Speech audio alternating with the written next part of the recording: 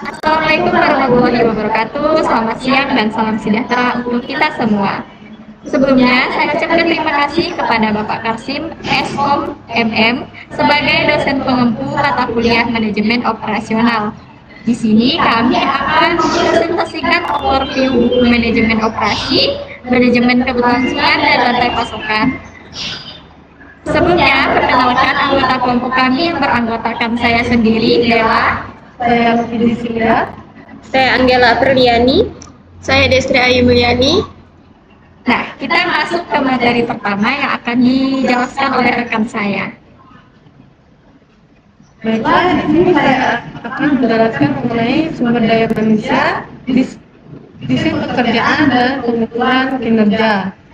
Nah, strategi SDM untuk keunggulan kompetitif sendiri itu adalah tujuan utama dari strategi SDM adalah mengelola tenaga kerja secara efektif dan efisien, serta merancang pekerjaan agar dapat meningkatkan produktivitas. Untuk mencapai hal tersebut, perusahaan harus memastikan bahwa tenaga kerja dimanfaatkan secara optimal dalam batasan keputusan operasional serta menjaga kualitas kehidupan kerja karyawan itu sendiri.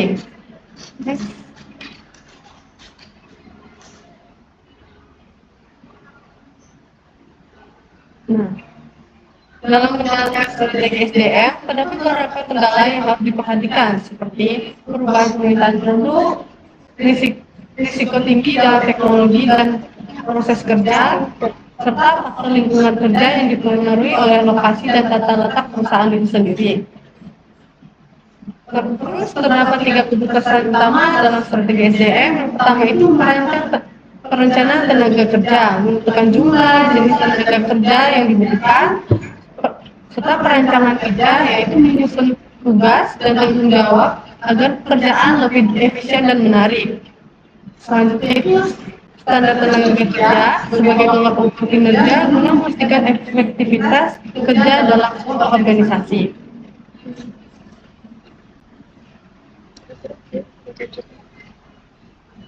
Yang kedua itu perencanaan tenaga kerja. Stabilitas ketenaga kerjaan itu menyesuaikan jumlah pekerjaan dengan permintaan pasar dapat menghemat biaya.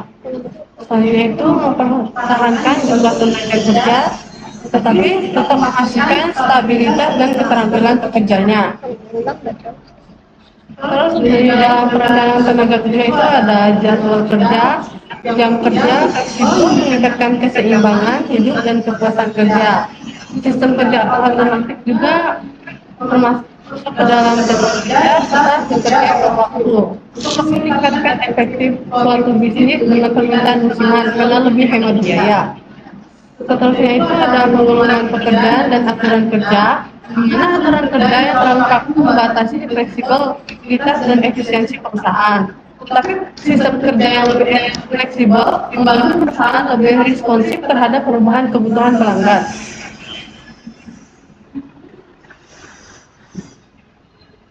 Nah, selanjutnya itu desain pekerjaan. Desain pekerjaan sendiri itu merupakan cara perusahaan dalam menyusun tugas agar lebih efisien, menarik, dan sesuai dengan kebutuhan perusahaan serta karyawan. Terdapat 5 aspek utama dalam desain pekerjaan, yaitu yang pertama itu spesialisasi pekerjaan, yang kedua itu perluasan pekerjaan, ketiga itu komponen psikologi dalam desain pekerjaan, yang keempat itu tim yang mandiri, dan lima itu motivasi dan sistem insentif untuk karyawan.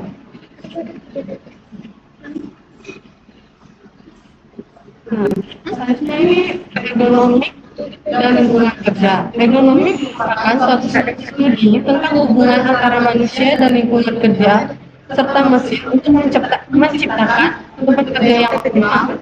Dan manajemen ilmiah dari Taylor menekankan pentingnya memahami keterbatasan manusia dalam bisnis pekerjaan.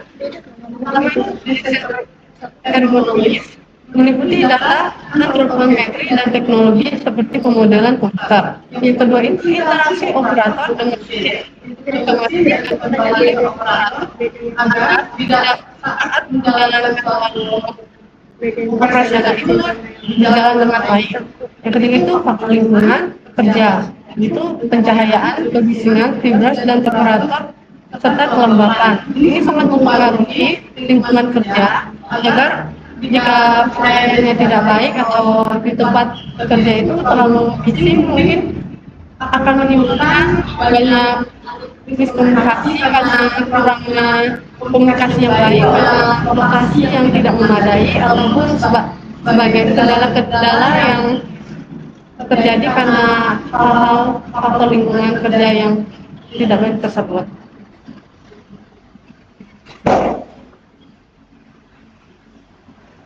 Selanjutnya itu metode analisis. Metode analisis ini digunakan untuk meningkatkan efisiensi, keselamatan dan kualitas kerja dengan memahami bagaimana tugas dilakukan. Yang pertama itu analisis pergerakan. Dia menggunakan diagram alur untuk mengidentifikasi pola pergerakan manusia dan kerja. Yang kedua itu analisis aktivitas manusia dan sistem. Dia menggunakan diagram aktivitas untuk memahami interaksi operator dan sistem. Yang ketiga itu adalah analisis pergerakan tubuh menggunakan diagram operasional untuk mengurangi gerakan yang diperlukan. Itu kan itu diagram proses. Dia menggunakan simbol untuk mengidentifikasi aktivitas yang tidak memiliki nilai tambah. Yang kelima itu adalah diagram operasional yang menganalisis gerakan orang dan waktunya untuk meningkatkan efisiensi di dalam suatu pekerjaan.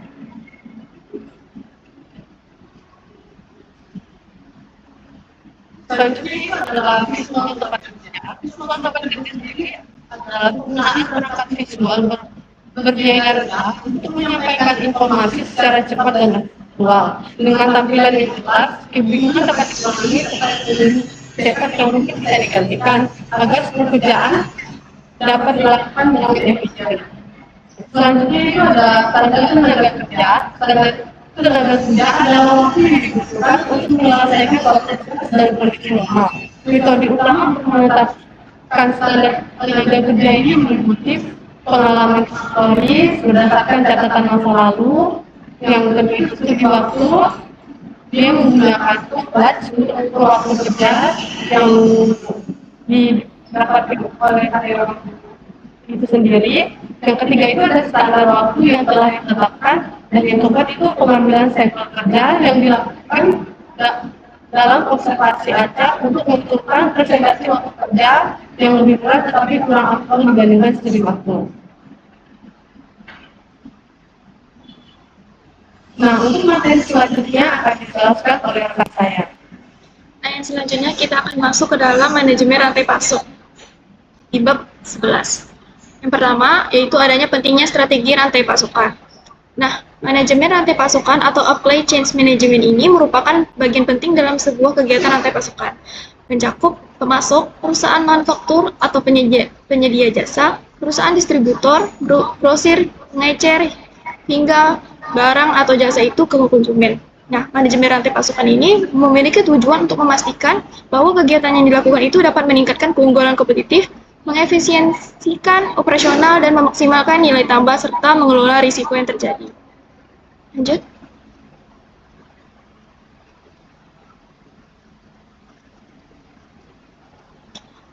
Nah, pada bagian kedua, terdapat masalah sumber. Manajer harus membuat keputusan untuk membuat atau membeli dibandingkan atau pengalih-dayaan. Yang pertama yaitu keputusan buat atau untuk membeli. Nah, perusahaan seperti manufaktur, restoran, dan perusahaan perakit produk itu membeli bagian-bagian dan membuatnya menjadi produk akhir. Nah, dalam memilih barang atau jasa tersebut dilakukan secara eksternal karena lebih menguntungkan dibandingkan diproduksi secara internal yang dikenal dengan keputusan buat atau beli, make or buy decision. Next. Nah, yang kedua, selain keputusan buat atau beli, perusahaan bisa menggunakan cara pengalih-dayaan yang dimasukkan dengan outsourcing dengan mengalihkan beberapa aktivitas atau sumber daya internal itu dari perusahaan ke perusahaan luar. Jadi meminta bantuan kepada pihak ketiga untuk terhadap penggunaan efisiensi yang disertai dengan spesialisasi. Next. Nah, yang ketiga yaitu ada strategi 6 sumber. Nah, setelah memutuskan untuk dialihdayakan, manajer memiliki 6 strategi yang akan dipertimbangkan, yang diantaranya ada banyak sumber, sedikit sumber, integrasi vertikal, pintura bersama, jaringan Keiretsu, dan perusahaan virtual. Next. Nah, yang keempat, ada risiko dari rantai pasokan. Terdapat, yang pertama, ada risiko dan taktik mitigasi. Nah, risiko rantai pasokan ini akan meningkat dalam berbagai cara. Untuk membuat strategi plan rantai pasokan manajemen yang efektif, diperlukan penelitian yang cermat, evaluasi menyeluruh dari risiko yang terkait, serta rencana yang kreatif. Nah, yang kedua, yaitu keamanan dan tepat waktu atau JIT. Nah, hal ini berguna untuk menjaga integritas operasional dan menjaga kerugian. Ketepatan waktu dan keamanan itu sangatlah penting. Nah, banyak bahaya dari internal ataupun eksternal yang mungkin mengakibatkan masalah keamanan itu sendiri. Next. Nah, yang selanjutnya yaitu pengelolaan rantai pasokan terintegrasi. Yang pertama ada isu-isu dalam mengelola rantai pasokan terintegrasi. Yang pertama yaitu optimal lokal, yang kedua ada insentif yang termasuk dalam insentif penjualan, diskon, kuantitas, kuota, dan promosi. C yaitu lot yang besar, D efek cambuk. Next. Nah, pengelolaan rantai pasokan terintegrasi itu yang kedua ada kesempatan dalam mengelola rantai pasokan terintegrasi. Yang pertama yaitu penarikan data yang akurat. Nah, hal ini memerlukan sistem titik penjualan seperti POS yang menggunakan data penjualan dan kemudian memodifikasinya berdasarkan inventaris saat ini, kondisi pasar, dan pesanan yang belum terpenuhi. Yang kedua bisa dengan mengurangi besaran lot, melalui pemeliharaan yang ketat, ukuran lot itu juga dapat dikurangi. Next.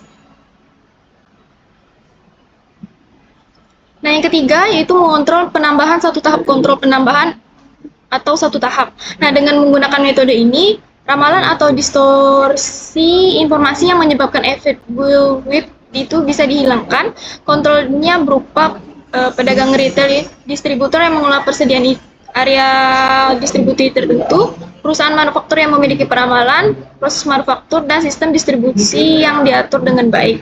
Nah, yang D, persediaan itu dapat dikelola oleh vendor. Nah, inventaris yang dikelola oleh pemasok mengacu pada praktik perusahaan manufaktur atau pengecer yang menggunakan pemasok lokal untuk mengelola persediaan. Nah, yang kelima, ada perencanaan, peramalan, dan penambahan kolaboratif atau CPVR, merupakan upaya untuk mengelola persediaan dalam rantai pasokan. Nah, yang keenam, ada pesanan kosong, sebuah kesepakatan untuk mengirimkan barang tertentu sebagai pesanan. Yang ketujuh, ada standarisasi. Nah, dalam meningkatkan standarisasi ini, agen pembelian harus berupaya untuk meningkatkan komponen terstandarisasi itu sendiri seperti pelabelan atau pengemasan suatu produk. Next. Nah, yang selanjutnya itu ada penundaan. Nah, penundaan perubahan atau modifikasi produk selama mungkin ini melalui mengoptimalkan keragaman dari eksternal dan mengurangkan keragaman dari pihak internal. Nah, yang selanjutnya itu ada pemesanan elektronik dan transfer data. Nah, pertukaran data elektronik ini merupakan langkah yang digunakan untuk mentransfer data dalam komunikasi komputer antar perusahaan, sering digunakan dalam transaksi antar perusahaan. Yang terakhir yaitu ada dropshipping dan pengemasan khusus. Nah, dropshipping ini sangat menghemat waktu dan uang dalam proses pengiriman karena membuat pemasok itu mengirimkan langsung ke pelanggan. Next.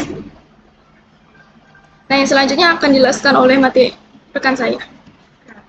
Baik, selanjutnya masuk ke bagian F, yaitu membangun basis persediaan.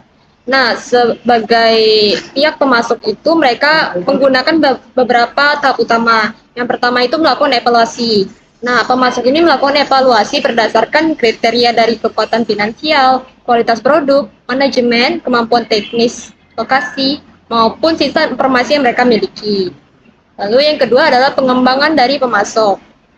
Nah, ini mencakup pelatihan, bantuan teknis, maupun prosedur transfer informasi, yang mana itu untuk meningkatkan kerjasama jangka panjang dan memastikan pemasok memenuhi standar yang diharapkan. Lalu yang ketiga itu melakukan negosiasi. Nah, negosiasi ini punya tiga strategi, yaitu yang pertama itu model harga berbasis biaya, model harga berbasis pasar, dan penawaran kompetitif. Lalu yang keempat itu membuat kontrak. Nah, kontrak ini bisa mencakup fitur diskon kuantitas, pembelian kembali, dan juga berbagi pendapatan. Next.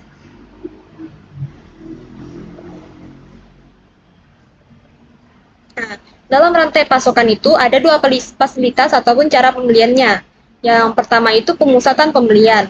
Nah, pemusatan pembelian ini dilakukan untuk efisiensi, harga lebih baik, dan hubungan kuat dengan pemasok.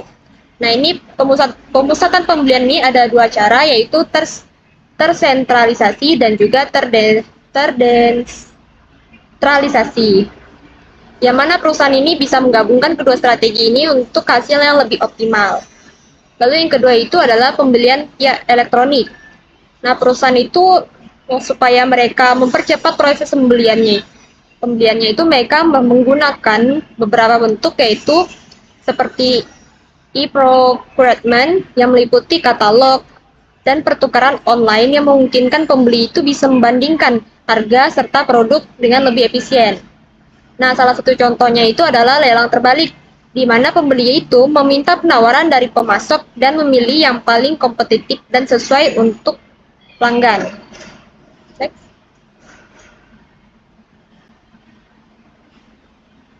Lalu masuk ke manajemen logistik. Nah, manajemen logistik ini tuh menggambarkan tentang pembelian, pengiriman, pergudangan, dan juga persediaan dalam meningkatkan efisiensi operasional perusahaan.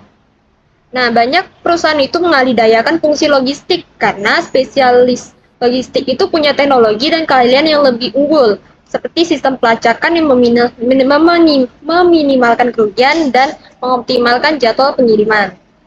Nah, di sini ada 3 contoh manajemen logistik. Yang pertama itu sistem pengiriman. Nah, sistem pengiriman ini bisa melalui truk, kereta api, udara, jalur perairan, pipa saluran, dan multimodal.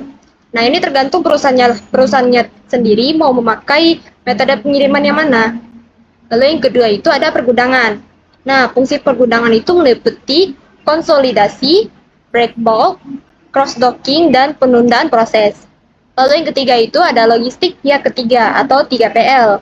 Nah, logistik ini berfungsi untuk mengurangi persediaan, menekan biaya, dan juga menekan efisiensi dalam pengiriman barang. Nah, masuk ke manajemen distribusi. Di manajemen distribusi ini ada contoh grafik. Yang pertama itu ada waktu respon. Nah, di dalam grafik waktu respon ini, semakin banyak fasilitas, maka waktu pengiriman ke pelanggan itu bisa lebih cepat. Karena ini tuh bisa meningkatkan kepuasan pelanggan, karena produk itu bisa lebih mudah dijangkau oleh pelanggan. Lalu masuk ke grafik yang kedua itu B, yaitu biaya. Nah, di biaya ini sendiri, biaya persediaan itu meningkat karena lebih banyak stok yang harus disiapkan di setiap fasilitas. Nah, biaya fasilitas itu meningkat dengan bertambahnya jumlah fasilitas yang ada. Lalu, biaya transportasi itu menurun di awal karena lebih dekat ke pelanggan, tetapi bisa meningkat jika terlalu banyak fasilitas. Jadi, total logistik itu bisa mencapai total titik terendah pada jumlah fasilitas tertentu. Lalu yang C itu ada biaya pendapatan dan profit. Nah, pendapatan itu meningkat karena bertambahnya fasilitas itu disebabkan oleh banyaknya pelanggan yang bisa dilayani dengan lebih cepat. Tapi dalam titik tertentu, peningkatan jumlah fasilitas menyebabkan profit itu menurun karena biayanya bisa lebih besar dari pendapatan. Profit maksimal itu bisa dicapai pada jumlah fasilitas optimal. Nah, seperti di grafik ini bisa dicapai dalam sekitar 4 fasilitas. Next.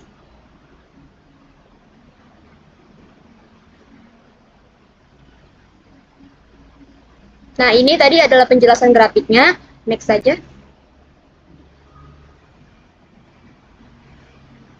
Oke. Masuk ke bagian manajemen etika dan rantai pasok yang berkelanjutan. Dalam suatu perusahaan itu pasti ada yang namanya etika dalam menjalankan suatu bisnis. Nah, dalam rantai pasokan itu juga ada etikanya. Yang pertama itu ada etika personal, yang kedua itu etika dalam rantai pasokan, dan ketiga itu ada perilaku etis terhadap lingkungan. Nah, kenapa perusahaan itu menerapkan etika dari berbagai aspek itu supaya perusahaan itu dalam menjalankan operasi bisnisnya itu mereka bisa menunjukkan karakter seperti jujur, adil, transparan, dan juga bertanggung jawab secara sosial. Next.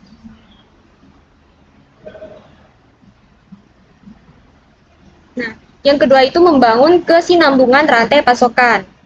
Nah, di sini ada beberapa isu dengan logistik ke depan dan perbandingan dari kedua logistik. Yang pertama itu isu perkiraan. Kalau di logistik ke depan itu perkiraan itu relatif ke depan, tapi kalau di logistik terbalik itu berkebalikannya, jadi lebih tidak pasti. Kemudian ada isu kualitas produk. Jika di logistik ke depan itu kualitas produk seragam, tapi di logistik terbalik itu menjadi tidak seragam. Lalu isu yang ketiga itu pengemasan produk. Pada logistik ke depan itu seragam, sedangkan di logistik terbalik itu pengemasan produknya lebih sering rusak.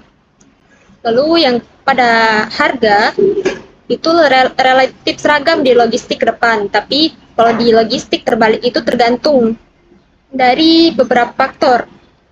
Lalu isu yang keempat itu kecepatan, yang dimana logistik ke depan itu seringkali sangat penting, tapi kalau di logistik terbalik itu hanya prioritas, tidak menjadi prioritas bagi perusahaan.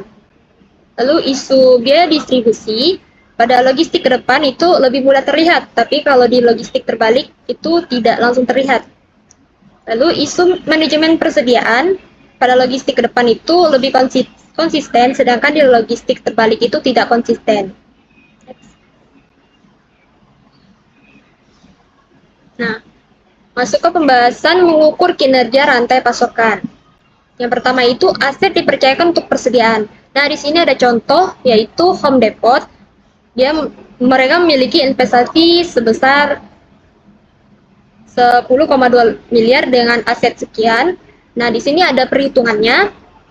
Untuk menghitung aset persediaan Home Depot itu kita menghitung dari investasi persediaan dibagi dengan total aset dikali 100.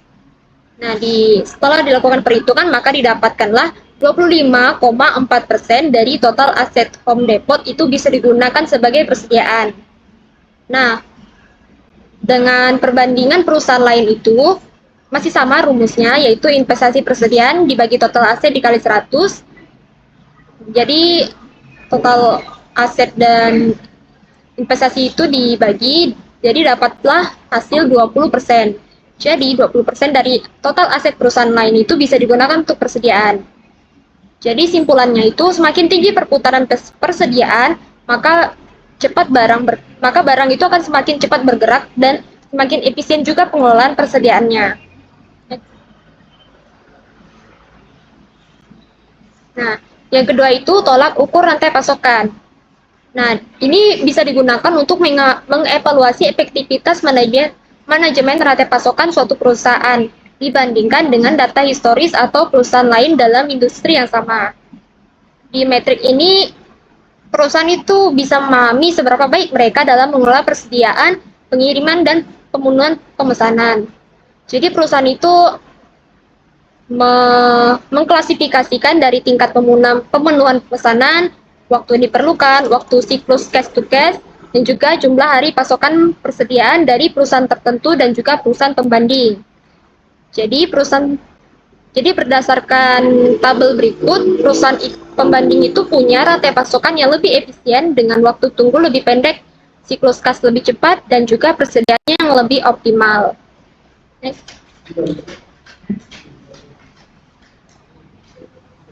Lalu yang ketiga ini ada model SCOR atau Supply Chain Operation Reference. Ini merupakan kerangka kerja yang dikembangkan oleh Supply Chain Council atau SCC untuk membantu perusahaan dalam mengidentifikasi, mengukur, mengorganisasi ulang, dan meningkatkan proses rantai pasokan.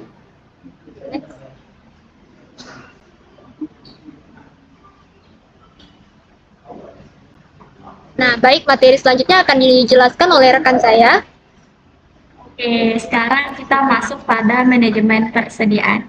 Manajemen persediaan ialah proses perencanaan, pengendalian, dan pengawasan terhadap stok barang atau bahan baku dalam suatu organisasi. Tujuan utamanya ialah untuk memastikan ketersediaan barang yang cukup untuk memenuhi permintaan pelanggan atau proses produksi, sambil meminimalkan biaya penyimpanan dan resiko kelebihan stok. Nah, di sini ada beberapa jenis persediaan. Yang pertama yaitu persediaan barang mentah atau raw materials. Kemudian ada persediaan barang dalam proses, yaitu work in process atau WIP. Yang ketiga ada persediaan MRO atau maintenance, repair, and operation. Di sini juga ada fungsi persediaan. Yang pertama yaitu melalui beberapa fungsi utama inventaris, meningkatkan fleksibilitas operasi bisnis. Kemudian untuk mengantisipasi fluktuasi untuk memenuhi permintaan konsumen. Terus ada memisahkan langkah-langkah dalam proses produksi, terutama untuk fluktuasi perusahaan.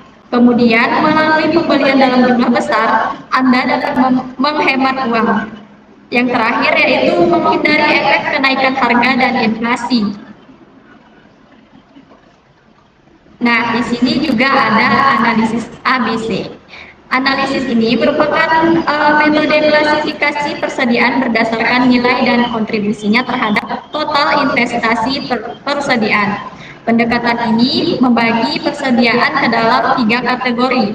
Yang pertama, kategori A, barang dengan nilai tinggi tetapi jumlahnya sedikit, sekitar 20% item yang menyumbang 80% nilai total persediaan. Yang kedua, kategori B, barang dengan nilai sedang dan jumlah menengah, sekitar 30% item yang menyumbang 15% nilai persediaan. Yang terakhir, kategori C, barang dengan nilai rendah tetapi jumlahnya banyak, sekitar 50% item yang hanya menyumbang 5% dari persediaan. Nah, di sini juga ada beberapa model persediaan. Yang pertama yaitu Economic Order Quantity atau EOQ. Yang kedua, Economic Production Quantity atau EPQ. Yang ketiga, Continuous Retail Model atau Q Model. Nah, kita masuk pada model probabilistik dan persediaan pengaman. Model probabilistik ialah pendekatan dalam manajemen persediaan yang mempertimbangkan ketidakpastian dalam permintaan dan lead time. Berbeda dengan model deterministik seperti EOQ, model ini menggunakan distribusi probabilitas untuk memprediksi kebutuhan stok dan mengurangi risiko kehabisan barang. Terus ada persediaan pengaman atau safety stock. Safety stock merupakan jumlah stok cadangan yang disimpan untuk mengantisipasi ketidakpastian dalam permintaan atau lead time. Tujuannya ialah untuk mencegah kehabisan stok atau stock out yang dapat mengganggu operasional bisnis dan kepuasan pelanggan. Nah, ini ada 3 rumus dari single model. Dalam kasus di mana produk memiliki siklus hidup pendek seperti surat kabar, makanan segar, pakaian musiman, dan tiket acara, model periode tunggal digunakan untuk mengelola persediaan. Karakter dari model ini yang pertama yaitu produk memiliki masa berlaku atau permintaan yang terbatas dalam suatu periode. Kemudian jika stok terlalu sedikit, perusahaan kehilangan peluang untuk penjualan. Adapun jika stok terlalu banyak, produk akan menjadi sisa atau mengalami penurunan nilai. Yang terakhir, tujuan utamanya ialah menyeimbangkan antara risiko kelebihan dan kekurangan stok untuk memaksimalkan keuntungan. Nah, kita masuk ke kesimpulan.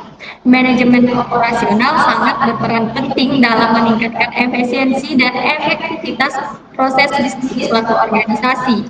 Dengan strategi pengelolaan operasional yang tepat, termasuk desain pekerjaan yang optimal, evaluasi kinerja objektif, serta manajemen rantai pasok dan persediaan yang efisien, Perusahaan dapat meningkatkan produktivitas, mengurangi biaya, dan memastikan kelancaran aliran barang serta jasa. Penerapan teknologi dan otomatisasi dalam rantai pasok juga mendukung keberlanjutan bisnis. Dengan memahami serta mengimplementasikan prinsip-prinsip manajemen operasional yang tepat, perusahaan dapat mencapai keunggulan kompetitif, mengoptimalkan sumber daya, dan menciptakan nilai tambah bagi pelanggan serta pemangku kepentingan. Nah, sudah presentasi kita hari ini. Mohon maaf bila ada kesalahan. Sekian dari kami. Assalamualaikum warahmatullahi wabarakatuh.